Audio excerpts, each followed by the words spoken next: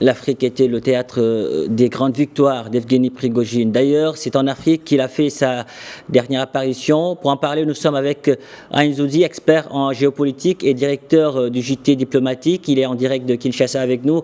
Ain Zoudi, bonjour et merci d'avoir accepté notre invitation. Merci infiniment de m'accueillir. Alors, quelles conséquences va avoir la mort du chef du groupe Wagner en Afrique et plus précisément dans la région du Sahel traversée par la crise sécuritaire et les coups d'État? Écoutez, connaissant le personnage que représentait Prigojine au sein de Wagner, c'était effectivement un chef charismatique, mais vous savez, ce groupe est beaucoup plus résilient qu'on pourrait l'imaginer.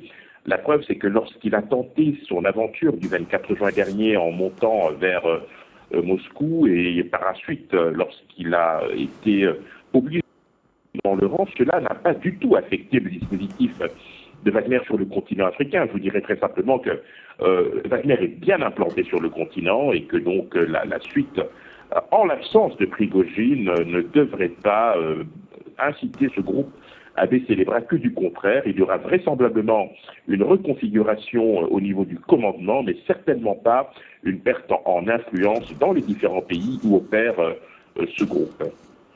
Ain Zoudi, dites-nous aujourd'hui, est-ce que la disparition de Prigojine pourrait, selon vous, être l'opportunité pour certains pays du Sahel de se récupérer une forme de souveraineté militaire et sécuritaire?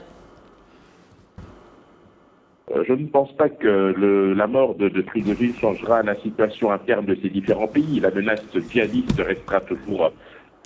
Les conditions dans lesquelles certains régimes ont été changés à la faveur de coups d'État, cela restera également. Les motivations resteront les mêmes.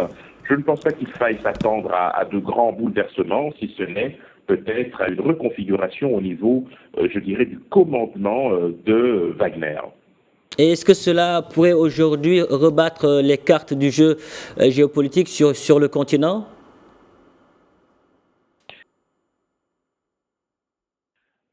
Très franchement, non.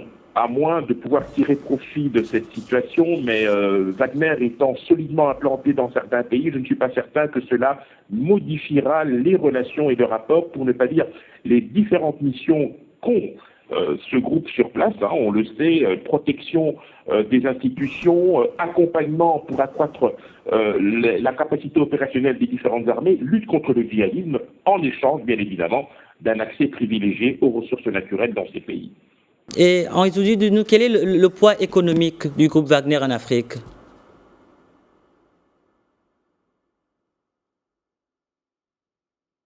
Le groupe Wagner en Afrique est très présent, on le sait, au Soudan, en Centrafrique, dans ces deux pays d'ailleurs où il exploite respectivement l'or et le diamant pour ce qui est de la Centrafrique. Au Mali, on le sait, ils sont relativement présents, mais il faut aussi préciser dans des pays à travers des bureaux de représentation, c'est-à-dire des pays où le dispositif militaire de Wagner n'est pas du tout présent. Il y a par exemple un bureau de représentation au Cameroun, ce qui montre bien en fait l'intérêt que ce groupe manifeste pour l'Afrique et sur évidemment le potentiel que pourrait lui procurer le continent en termes d'accès aux matières premières. En d'autres termes, il est dans un régime de prédation.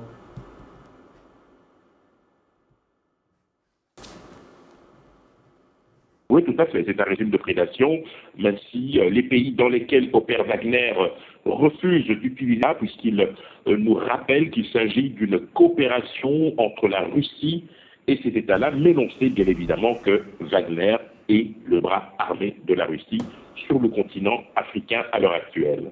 Ain Zoudi, merci pour toutes ces précisions. Merci d'avoir répondu à nos questions. Je rappelle que vous êtes expert géopolitique et directeur du JT diplomatique.